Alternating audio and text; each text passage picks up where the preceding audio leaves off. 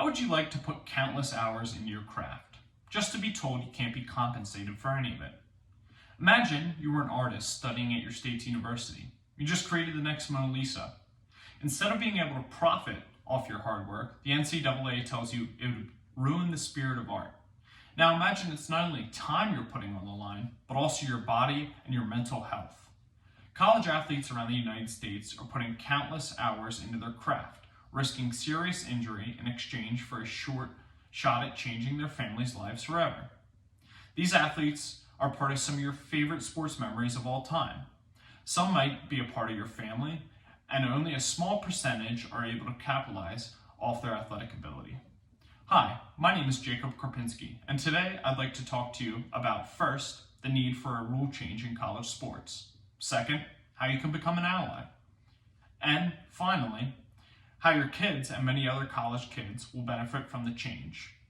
I'll start by first explaining what would be changed in terms of rules pertaining to athletes' compensation.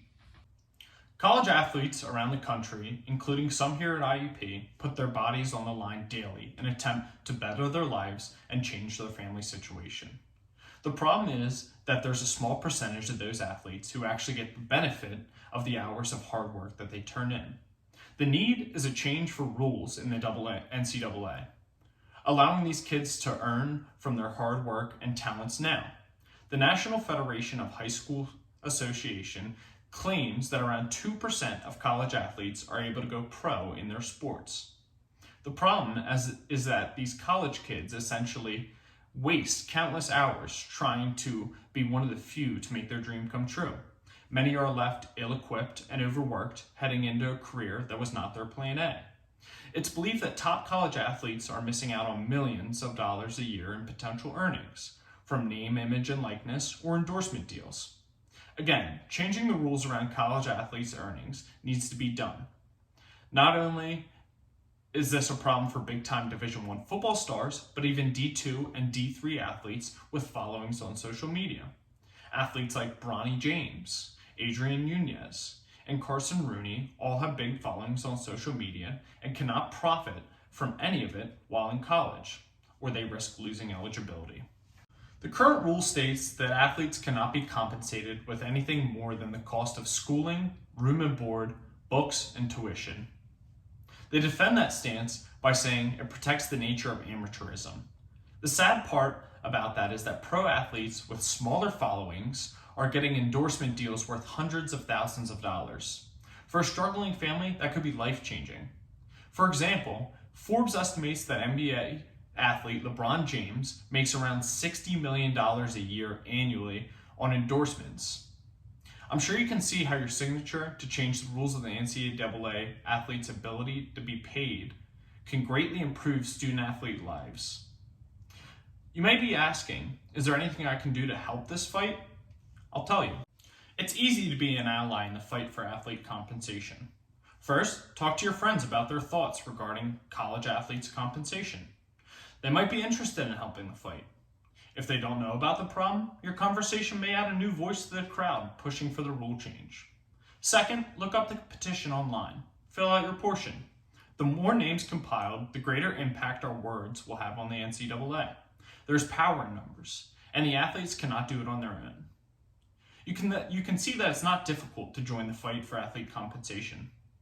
Now let's look at what may happen if you choose to sign the petition, and what might happen if you don't. Joining the fight will not only benefit athletes, but it could help their struggling families from back home. Many athletes come from humble beginnings, single-parent homes, families struggling through generational poverty, or even some who don't have a place to call home.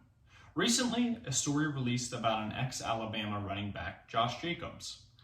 Before committing to play Division I football at Alabama, Josh was homeless in high school. Not only him, but his younger brother and single father too. They lived in a car together.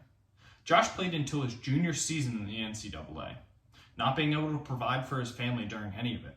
Once drafted to the Oakland Raiders and signing a massive contract, he was able to finally change his family's struggle, buying his father a house and a car, putting a roof over his brother's head.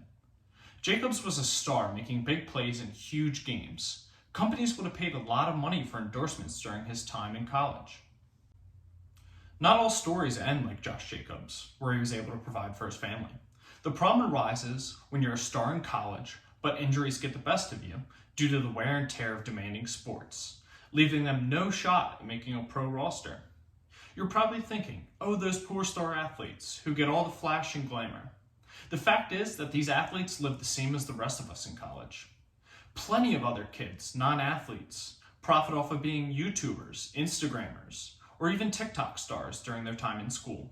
The difference is, those kids are not risking a future career or scholarship by providing. Athletes do.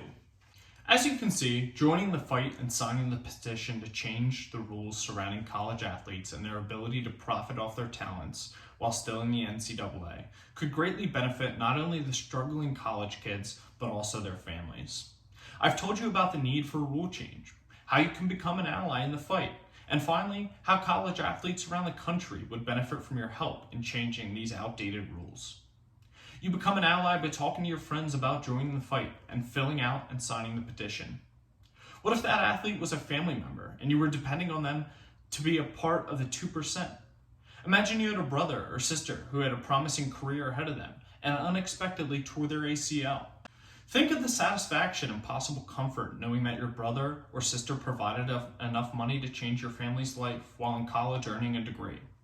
I'm going to leave you with a short message from Mark Edelman, a supporter of this fight and a writer for Sports Money column in Forbes magazine. He claims, much of the huge revenue collected from college athletics do not go directly back into the classroom.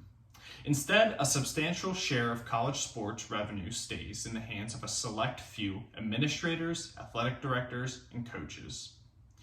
So, please fill out and sign to join the fight and allow these kids to profit off their talents and hard work while still in college. Thank you.